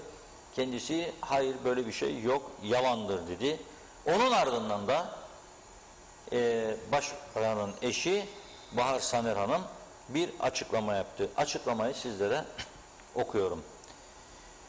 Kıymetli dostlar, ben ve ailem bugüne kadar özel hayatımızda gündem yaratmayı tercih etmedik. Buna rağmen son günlerde özel hayatımızı ilgilendiren olaylarla gündeme taşındık. Bunun maksatlı yapıldığını düşünmek istemiyorum. Ancak yaratılan gündem ailemizden ziyade siyasal kirlenme yönüyle tüm toplumumuzu derinden etkiledi. Nitekim niyetim kimseye ahlak ve etik dersi vermek değildir. Ancak eşimle boşanıp boşanmadığım ailevi bir meseledir. Önemli vurgulamak isterim ki toplumumuzun bizim kişisel hayatımızdan çok daha ciddi sorunları vardır. Kaldı ki böyle bir gündemimiz yok. Saygı duyduğunuz için çok teşekkür ederim.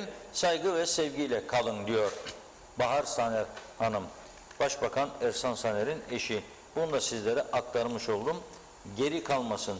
Mahkemenin şu saatlerde kararını açıklamasını bekliyoruz. Gazi Mausa Mahkemesi bugünkü duruşmayla ilgili sonuçları şu saatlerde açıklayacak. Muhabirimiz oradan bize bilgi aktardığı sürece biz de sizlere aktarmaya çalışacağız. Ama bir kurultay bakınız nelere mal oluyor. Onun için çok ciddi düşünmek lazım. KKTC siyasetiyle ilgili gelişmeleri. Herkese benim buradan tavsiyem sevgi ve saygılı olması. Herkesin birbirini sevmesi, sayması son derece önemlidir. Bir siyasi yarışın da bu noktalara dökülmesi herhalde hoş bir şey değildir. Sayın Sucuoğlu diyor ki eğer bunu ispat ederlerse ki mahkemede USB'de verdiğini söylemiş avukat daha sonra, yani bugünkü duruşmada o görüntüler Sucuoğlu'na USB'ye kaydedip verildi. Faiz Bey de diyor ki USB nedir diyor. Anlattım kendisine ne olduğunu. Onun kullandığı cep telefonunda küçücük böyle ufak, orada Facebook falan yok ama herhalde başka bilgisayarından falan Facebook'a gelir. Çünkü hesabı var. Paylaşımını da oradan yapmıştı. Son derece tepki içerisinde. Başbakan Ersan Saner ise adaylığının devam edip etmediğini açıklamadı.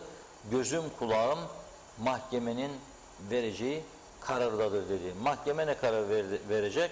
Az sonra bunu da öğrenme şansımız olacak. Deyip mesajlara Evet, geçelim hızlıca.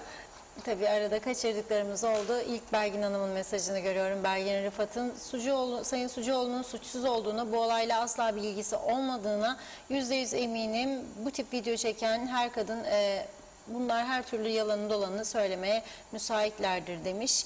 İftira operasyonu diyor. Nevzat Alkansa Faiz Sucuoğlu şu an bu konuyla ilgili bilgisi olduğunu neden daha önceki bağlantılarda söylemedi de şimdi bugün avukat açıklama yapınca itiraf ediyor demiş. Aysin Öztürk iyi yayınlar diliyor. Ahmet Afiye Taço'ya yol gözüktü diyor. Nazime Nalbant, Reşat Bey sizi çok takdir ediyorum. Ne söylüyorsanız hep gerçekleri bizlerle paylaşıyorsunuz. Bu dedikodularla herkesin huzurunu kaçıranları da çok büyük ceza versinler diyor. Evet, Hatice Momin iyi yayınlar dilemiş. Nikos Bülent Antonio, Reşat Bey kısacası bu konu bugün tartışılır. Yalanlamaya, çabalara yok diyor. Benim bildiğim ateş olmayan yerden duman çıkmaz saygılarımla dedi. Çağatay Doğuner bir müddet yorum yapmayacağım demiştim ama dayanamadım. Kusura bakmayın söyleyecek tek bir şeyim var. Fiyasko'nun daniskası demiş. Ömer Bozkara vezirler Sayın Faiz Bey geçen sefer yine kendisiyle uğraştılar. Üstelik kendi yoldaşları. Neden memleketi terk etsin, partiyi terk etsin, hepsini bıraksın gitsin diyor. Evet, Belgin Rıfat da söz konusu bayanın çok fazla arkadaşı var zaten diyor.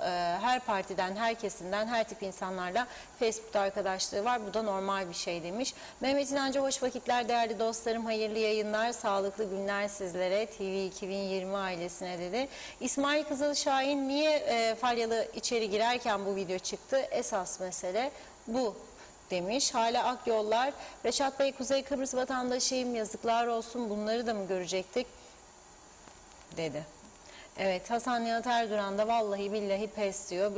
Belgin Rıfat, herkes bilmeden istemeden bu olaylara bir taraf olduğu kesinlikle çok büyük bir komplo. Devlet her şeyi bitirdi, tüm sorunları bir taraf oldu, bu konuya kilitlendik demiş. Balcıoğlu Hüseyin de eleştiriyor diyeyim. Kudret Eris, inanın çok çok üzgünüm Reşat Bey bu olaylara fakat hiç şaşırmıyorum.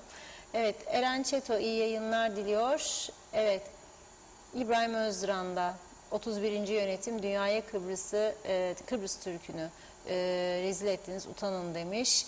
Evet, İbrahim Özduran videoda olanlar suçlu değil dağıtanlar mı suçluyor diyor. Salih Mullalı çektik çekecek kadar başımıza ne gelirse çekeceğiz yetti artık dedi. Bu kadar düzensizlikte olmaz diyor. Evet. Necdet Mavi Gözlü Kuzey Kıbrıs Birleşik Afrika Pakistan Cumhuriyeti'nden hayırlı günler dileyerek başladı mesajına. Evet, programa şimdi bildim. İlk duyduğum söz kurultay. Ne koltukmuş bu diyor. Ne koltuk ama adamların derdi. Seçim, koltuk, makam. 3-4 kişi hariç ben kendi adıma konuşuyorum. Hiçbirisini görmek dahi istemiyorum. Yarın yine buluşmak üzere dedi. Evet, İbrahim Özduran ailesini, milletini, devletini seven bir adam ki bu ülkenin başında bu adamlar perdesini yırtmış, hala haklı çıkarılmaya çalışılıyorlar dedi. İbrahim Özduran da birbirinizi yediniz zaten diyor. Mehmet İnancı yargı suçlu olanlara tarihi bir ceza vermeli ki mesela müebbet bizde 24 yıl İngiliz yasalarına göre. Cezalar korku versin, kimse bu işlere yeltenmesin. Ceza büyük olmalı, söz yargınındır. Jimmy Vota şeytan gözlerinden bellidir diyor. Evet, Mustafa Özadalı ez işte kameralar yok mu her şey belli olur dedi. Süleyman Pazar'da Sayın Reşat Akar ülke bu durumdayken bizim milletvekillerimiz, bakanlarımız neredeler, ne iş yaparlar çok merak ediyorum diyor. Emin Özatilla, Reşat Bey halkımız o kadar dedikoducu oldu ki yazık. Mahkeme bitince gerçekler ortaya çıkacak. Esas suçlu kadındır diyor. Bir kadına bu yakışır mı demiş. Evet. İsmail Kızılşahin bakın görün bu kurultayı Ersan Saner kazanacak yazdı. Kamil Köse biz halk olarak geçim sıkıntısı çekiyoruz diyor. Bir an önce hükümet kurulsun insanlar da işine gücüne baksa keşke yazmış. Eser Yurteri de iyi yayınlar diledi. Mehmet İnancı fakirliğin yanında adada yalancılık, vurgunculuk aldı başını gidiyor. Reşat Bey Allah acısın millete. Yücel Barbaros bundan sonra Kuzey Kıbrıs'ta haberler diyor evet içerik bakımından değişti. Kemal Çiçek yazıklar olsun demiş o da eleştiriyor. Ülke yangın yeri diyor.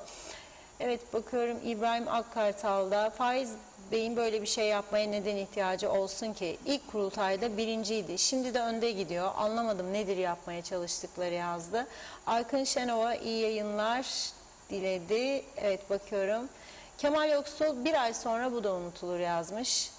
Evet Mustafa Özadalı bu köprünün altından daha pazara kadar çok sular akar bence diyor. Erkan Kocabaş da iyi yayınlar diledi. Teşekkür ediyoruz. Hasan Nihat Erduran daha önce de mesajlarınız vardı ama yetişemedik gitti onlar Hasan Bey. Evet WhatsApp'tan bakıyorum mesaja. Evet bunları yaymak suç diyor böyle bir şovu WhatsApp'tan. Bunu yaymak suç. Polis işini yapsın, konuda kapansın demiş. Son olarak Kemal Yurteri memleket batmış, neyin derdindeler diyor. Halkı düşünen yok, sandalye onların tanrısı, her şeyi Reşat Bey diyor. Evet Yusuf Derin de eleştirdi. Bizim siyasetçilerde durum bu diyor. Sırasıyla iktidar, al gülüm ver gülüm. Halk zamların altında inim inim inliyor. Başkalarının arkasından da diyor. Allah fakir fukara halkı korusun demiş Yusuf Bey de. Evet çok teşekkür ediyoruz mesajları. Bugünlük burada noktalıyorum. Evet Reşat Bey buyurun. Evet, Türkiye'den beklenen tabii haber çok önemli. Programın başında söylemiştim. Döviz kurlarını da etkileyecek gelişmeler. Ama bu arada Amerikan Büyükelçiliğinden bir kısa açıklama yapıldığı haberi geldi şimdi.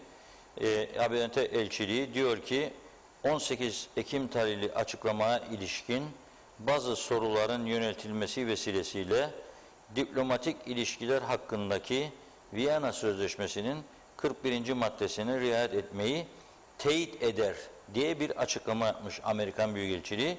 Bunun da diyor ki diplomatik dilde anlamı Türkiye'den diplomatik dilde özür dileme anlamına gelir şeklinde yorumlanabilir. Dolayısıyla dövizin düşmesi de son bir saat içerisinde biraz sabaha göre düşmesi bundan kaynaklanmış olabilir. Bu çerçevede Türkiye'nin de bu 10 büyükelçiyi non grata person ilan etme gibi beklentiler de büyük bir ihtimalle boş çıkacak. Türkiye madem ki böyle bir gelişme var deyip bu uygulamayı başlatmayacak anlamı çıkabilir. Şu an itibariyle beklediğimiz bu. Meclis bugün zorlamayla toplandı. Onu konuşmak istiyorduk sizinle.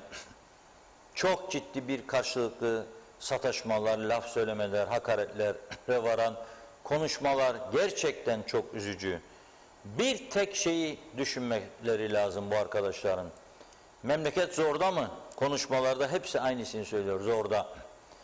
Hükümet çıkmazda mı? İstifa etmiş hükümet çıkmazda. Özellikle Maliye Bakanı çok çıkmazda. Çünkü 2-3 gün içerisinde 700 milyon civarında para bulup maaşları ödemesi lazım. Var mı yok mu? Konuşmadığı için bilemiyoruz. Var mı bu para şu an itibariyle ödeyebilecek mi? Bilmiyoruz. O ciddi bir konu. Tabii biz bunları yaparken bütün bunları unuttuğumuz bir taraf var. Nedir? Güney. Onlar ne yapıyor? Biz burada kim seçilecek UBP başkanlığına? Seçimler ne zaman yapılacak? Tüpgaz 145 vay vay vay, akaryakıt şöyle böyle, biz bunlarla meşgul edilirken döviz çıktıydı, endiydi. Gariban halk ne yapacak? Tabii ki bunlarla vakit geçirecek, bunları dert edinecek, bunları tartışacak. Ne yapsın? Gündemi bu. Öte taraf çok ciddi hazırlıklar yapıyor askeri açıdan. O kadar müthiş bir silahlanma yarışı var ki uzun menzilli silah alımlarına öncülük verdiklerini açıkladı dün Rum Savunma Bakanı. Ama daha önemli bir haber var. Bunu sizlere söylüyorum. KKTC'yi yönettiğini iddia edenler veya yönetme sevdalısı olanlar bakalım bu konularla ne kadar ilgilenecekler. Rumlar önümüzdeki günlerde işte bu eskiden Türkiye dostu olan sonra kaybedilen ülkeler var ya, bir tanesi İsrail mesela. İsrail'den teknolojik destek alarak, tabii parasını da vererek herhalde, öyle bir sistemi hayata geçiriyorlar ki tüm Yeşil Hat boyunca bu sistem teknolojik olarak devreye sokulacak ve Beşparmak Dağları'nın eteklerine kadar olan kısım, yani güneyden Beşparmakların oraya bakan eteklerine kadar olan kısım, en ufak hareketlerimiz, adım attığımız adımları görüp izleyebilecekleri gibi konuşmaları da dinleyebilecekler. Rum tarafından, Rum basınının yazdığı bir haberi okuyorum size. Konuşmalara kadar Kuzey Kıbrıs'ta, Beşparmak Dağları'nın eteklerine kadar olan bütün şeritte hareketlerimizi değil, sadece konuşmalarımıza kadar dinleme şansları olacağını söylüyorlar. Biz burada devam edelim. UBP'nin genel başkanı kim olacak? Video skandalını kim yarattı? Kim kaseti aldı? Kim çıktı? Kim ne rol oynadı? Kim bunu getirdi? Polisi de bununla meşgul etmeye devam edelim. Ama öte taraftan çok ciddi hazırlıklar yapılıyor. Hem silahlanma, savunma, hem başka hazırlıklar. Efendim, Türkiye arkamızda olduğu sürece korkmaz, bizi Türkiye korkmaz. O ayrı mesele. Evet, tabii güçlü Türkiye'mizden, Türkiye'miz her zaman garantörümüzdür, en güvendiğimiz ülkedir. Türkiye'mize, Türk askerimize çok güveniyoruz ama öteki bahsettiğim istihbarat konusu çok çok önemlidir. Düşünün, siz bir yerde sizin bütün adımlarınızı görebilecek, kontrol edebilecek, hareketlerinizi izleyebilecek, sesinizi bile duyabilecek kadar teknolojik yatırımlarla uğraşıyorlar. Onun için yapacak çok işi var buranın. Küçük bir bölge, küçük bir toplum olmakla birlikte çok ciddi bir coğrafyada bulunduğumuzu unutmamak lazım. Burada görev yapanlar, Hasan'ın, Hüseyin'in meselesi sadece kuraklık kapsamına girmeyen 100 kişinin, 50 kişinin meselesi değildir. Elbette onlarla da uğraşacaklar ama esas mesele bir toplumun, bir ülkenin, bir devletin geleceğini garantiye almaktır. Güçlendirmektir onu, nasıl güçlendireceğse. Ve vatandaşın bu kadar sıkıntı çektiği bir dönemde bunu nasıl becereceğimizi, nasıl başaracağımızı ciddi ciddi düşünmemiz lazım. Ama ortada hükümet yok, ortada parlamento yok. Seçim tarihi belli değil. Aylardır ha bugün ha yarın, ha bugün ha yarın konuşuluyor. Ortada böyle bir şey yok. O nedenle bu kritik süreçte tüm siyasileri daha ciddi davranmaya, daha ciddi sorumluluklar almaya davet etmek görevimizdir. Özellikle de Ulusal Birlik Partisi kendini bir an önce toparlamalıdır. Bu çekişmeler, bu yaratılan ortam hiç de hoş değildir diyerekten bugünü noktalayalım. Diğer konularımızı artık kısmet olursa yarına bırakalım. Ama yarın da video skandalının etkili olacağını söylemek mümkün gündemde. Evet, çok teşekkür ediyoruz biz de her zamanki gibi değerli yorumlarınız için, izleyicilerimize de katılımları için. Evet, programı burada noktalıyoruz. Yeniden görüşünceye dek hoşça kalın.